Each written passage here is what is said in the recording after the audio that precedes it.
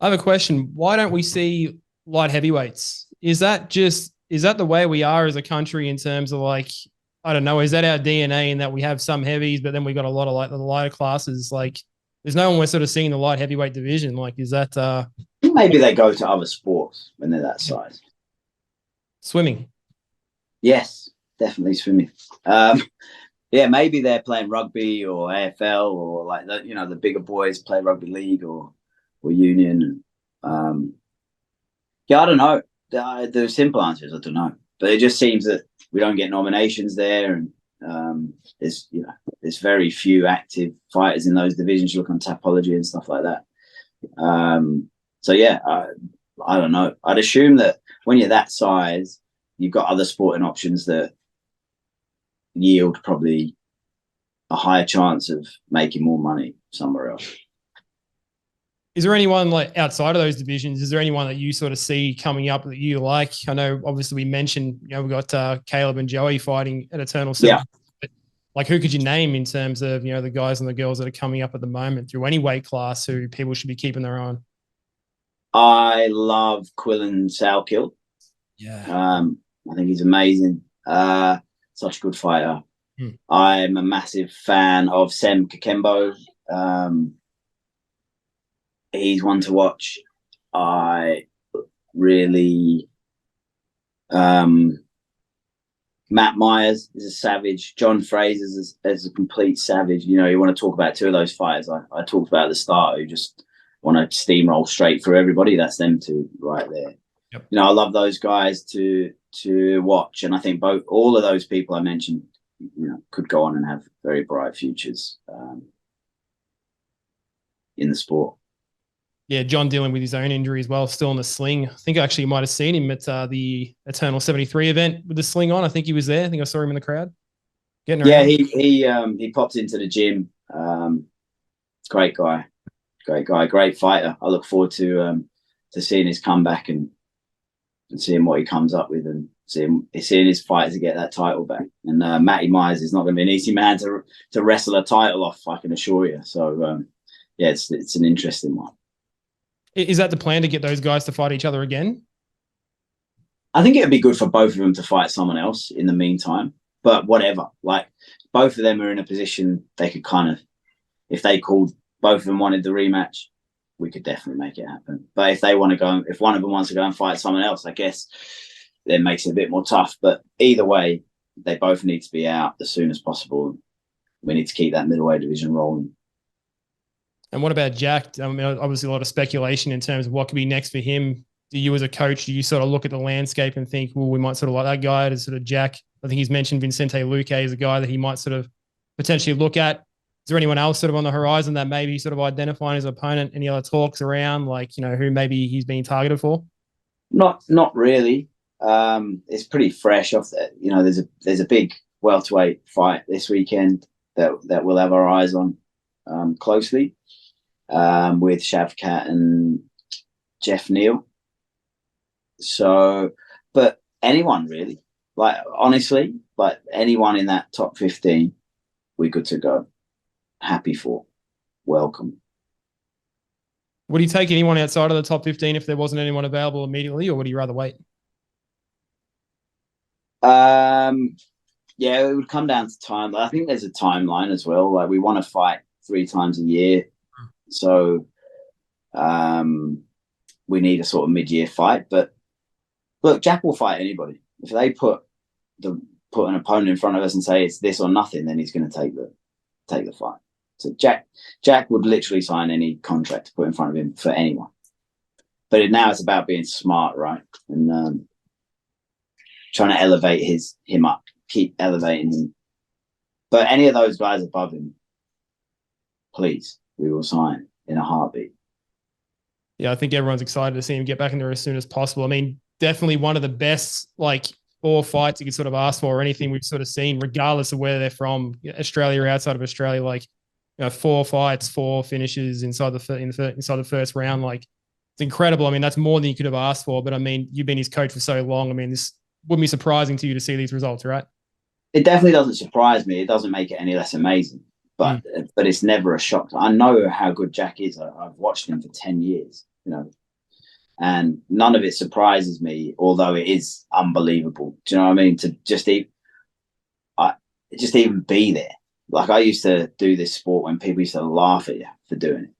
So to be there where Jack's at now and to be a part of that is very satisfying, and it's great. We love it, and it's always been part of our sort of thing, is that we would enjoy the process, and if we ever were fortunate enough to be in this position, we were going to enjoy it, and we were going to milk every last little bit of the adventure that we can. So I'm really, really excited for our little team and the next few years, and it's going to be a fun ride for us. And I'm really looking forward to the next few years in the sport. And I'm really found I never lost it, but I've even found another gear for coaching, and I'm really looking forward to leveling up and watching Jack level up and watching the rest of the team level up. You know, we had a rough show in the last, which contributed to me leaving.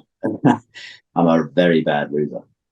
So yeah, we had a rough showing last time out, but I know how hard the boys work, and I know how good they are, and I'm really looking forward to this year as a coach, and showing everyone like what we can do over here in Perth, and with Scrappy, and getting on Eternal, and getting as many boys out as I can, and trying to enjoy that.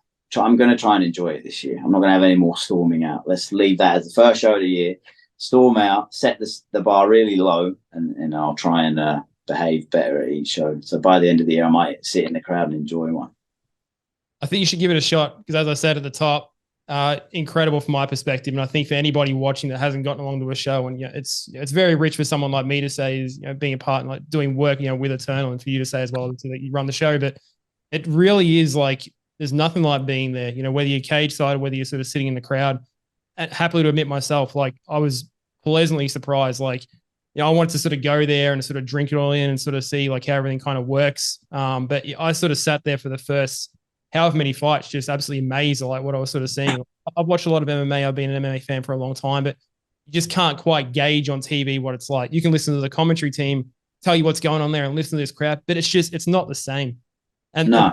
maybe you don't sort of hear, maybe you don't sort of take in as much because you're sort of so tuned into what you're doing. But as a fan, sort of sitting there and watching it and listening to what happened, it's a different experience altogether. So yeah. I encourage anyone that has the chance, when you got a show in town, be it Perth, Brisbane, Gold Coast, wherever it's sort of going, like get along to it, like have a good time. I think there's just people wait a lot because they want to wait until people become the stars and they want to see them in the UFC, but they're not necessarily always sort of on board at that sort of entry level. Like, get on board now, like be that guy or girl that can say like, I saw that guy, like, because as we said, there's so many people sort of coming up on the scene in Australia. Like, this is a golden age for Australia. Like, board with these guys and girls right now, like see where they sort of come from. So you can be there to see and say, I know where that story came from. I know they've come from Eternal. I know where they've sort of built themselves from the ground up, and what a ride that is, and what a thing to be a part of.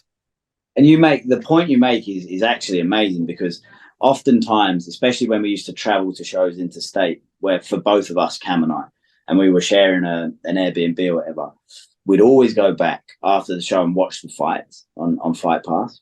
And one day we both just came to the conclusion at almost the same time. We looked at each other and went, it's way better when you're there. Yep. Like the TV, we do a great professional broadcast, like good camera angles, like all of the bells and whistles. But Eternal is an in-house product. Like, if you want to see Eternal at its finest, how it was designed, go to it. Because I've always said, I don't just want to do a fight show. I want people to go and have a good time. Like, it's like a good night. There's good music playing. Obviously that's subjective, but we plan it like there's always a nice level of music. There's always something going on. The show's well paced so that you don't have to sit around. There's no dead time hopefully in the. Yeah, that was deliberate. I think the cadence of the show, like, having like just sort of one fighter after another, like sort of straight away. Like, I think I actually heard Cam talk about it one time himself, that he just wants to get the fights rolling because he's conscious of people wanting to get out and have a good night after the show. Yeah. So you can plan your day around it. I mean, the Perth show finished by 9:00 and you can go, you don't have to. I want people to come and have a good time. Like, I've changed for me, like, Australian MMA baffled me when I got here, because there was tables everywhere and people were eating dinner watching an MMA show. And the only thing I knew about that coming from the UK was the old fancy black tie boxing shows used to do it, where you used to have to wear a dicky bow and you'd get your fine china and watch while people punch the shit out of each other and eat a 3-course meal. I've never understood that. Who wants to eat? I want to watch the fights. And I feel like it's really, one, bad to look at on TV, and because people aren't even watching the fights, they're eating their steak, and they're especially people that have gone as just for the food and the booze, not really. It really shows on a broadcast. And then also you've got, again, same problem, people not watching the fights. They're turned in their chairs, and so now you'll notice at Eternal we've took away tables predominantly, and it's all like getting the action focused on the fighters, and it increases the atmosphere. So that's a permanent thing going forward. Like it's all going to be the seats just facing forward. Like, is that at every show that you plan to do it? Like, yeah, it's taken me 10 years to get rid of them, but I finally got rid of the tables. I think we're in. I always wondered about that, like when you're sitting like at your table, like in your. Yeah, who goes to sport to eat 3 courses? You don't. It's not what darts. Isn't that what darts do? Like everyone's getting like. No, the darts is the best. They just drink beer. They don't even eat. Okay. But no, I've always wanted it to be like, I want people to concentrate. Look at the fights, man. Like that's what you've come here to do. Like, and that's always. And I feel like we've really created that now. And now you get that extra energy because everyone's turned and facing towards it, and there's less like will to sort of turn sideways and have a chat because you're facing the same way as you. So it's more like focused on the fights, and I find the atmosphere is through the roof. And it's been great to watch the change, and I think the atmosphere, especially at Sharks, because it's small, but we get a lot of people in there, so the atmosphere, like it can blow your mind sometimes. 1,000 people doesn't seem like that many, but is that the sellout level? Is it 1,000 people? Like, is that about what you count as a sellout for Sharks? Like it's about 1,000. I'm not sure if Cam's been like working on the floor plans and stuff over there, so I'm not sure what the actual capacity is, but it'll be something like that. It's not massive, but you get the proper raw regional MMA experience. You're never gonna. We used to do shows at the Italian club in Perth, and it is the best venue. The cage only has like that much clearance from the ceiling, so where it like stops at the top and then the ceiling is kind of thing. Yeah. Oh wow! So so there's nowhere to hang lights. So they're on towers like above the cage, and it's really intense with the light. And then there's not much space to put people, so everyone's on little chairs, just like crammed in like sardines. We still had right on top of the action, like right there. Yeah, you'd literally like walk through all the people to get to the fight. Yep. And it was loud. Like we had Jack Della Maddalena in there. Dean sold 100 tickets. Jack sold loads of tickets. Plus, it was just a Perth fight. And it was the main event, and it was for the Eternal title. It went off in there, and the fight only lasted like a minute or something like that. But Dean dropped Jack, and then Jack came back, and sort of everyone knows how the fight went. But just the atmosphere and the noise, you couldn't replicate that at the HBF. It's impossible. It's too big. Yeah, it's an incredible stadium. I haven't been up to see an event at Sharks, but I'd sure like to. I mean, it's going to the UFC is one thing. Like obviously, nothing tops that. Like going to a live show, the biggest stage. But there's just something to be said about being on top of the action and being that sort of intimate venue. It's like going to see a band, right? Like when you sort of see them that kind of lower level and everything's sort of small and cozy. Like it's just not the same to go see them play at a friggin' Etihad Stadium or call it like.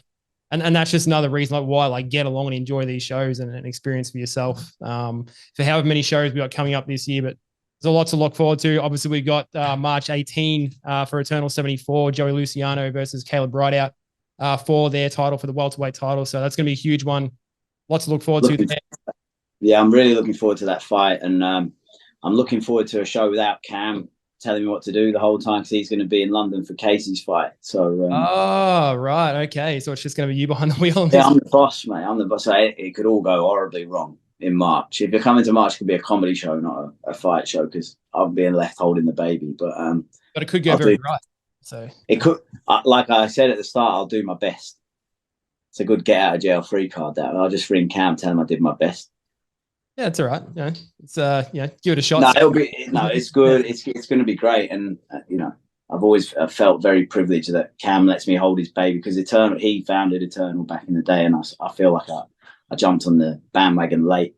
Although Ryan, I did have a fighter in Eternal 1, and I loved the show from that day because we were just so well looked after, and I just got on with Cam immediately. We just had a good time. So from Eternal 1, I felt and then we were on all the Eternals up to Eternal 4. Then we dropped off for a bit and then picked it back up. But yeah, I've always enjoyed Eternal. I've always loved it because it's a real fight show. It's like how I remember fight shows from back home, and it's for me, like, because I often think it's Cam's show and I just help him out sometimes. That's the way I feel about it. So for me to be a part of it, I love it because it's good. I really think it's good, man. I really, really enjoy Eternal. It's a flashback to the good old fashioned days back in the UK, and long may that continue. Like, I hope we can keep those values and keep creating amazing fighters. And like I've always said, keep putting banger fights center cage. That is what I want to continue to do for as long as Cam needs me. And as soon as he doesn't need me anymore, I'm out. So yeah, that's the plan. But like you said, get along and give it a watch in person, live. You will not, if you hate it genuinely, and you go on this recommendation, message Cam, he'll give you a refund. I was going to say, you're going to say something silly here. I'll give you my details, my phone number. I'll give you my money back personally. But, yeah. I can put something at the bottom. I can clip something in with Cam's details that anyone who's watching can hit Cam up if you don't have a good time. Yeah, put it in the show notes. Yeah. Put in the show notes. Don't write it down. That's like a contract. Then we might have to actually give some refunds out. Yeah, we've got to be careful with the disclaimers, but I think it's a testament for the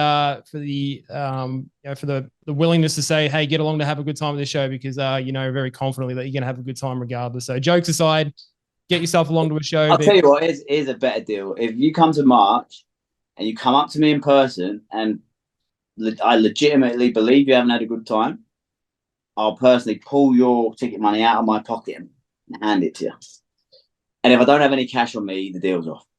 You're not having my credit card. We're so close to recession. Be careful what you people are hungry for money right now. So, but that deal's out there. You say, I've watched that podcast with Luke. I came to the show and I didn't like it. I'll give you your money back in person. There you go. You heard it from Ben himself. So get yourself along to Eternal 74. Get yourself along to any of the events coming up, whatever they might be. I'm sure there's plenty in the work. So Ben, we'll leave it there.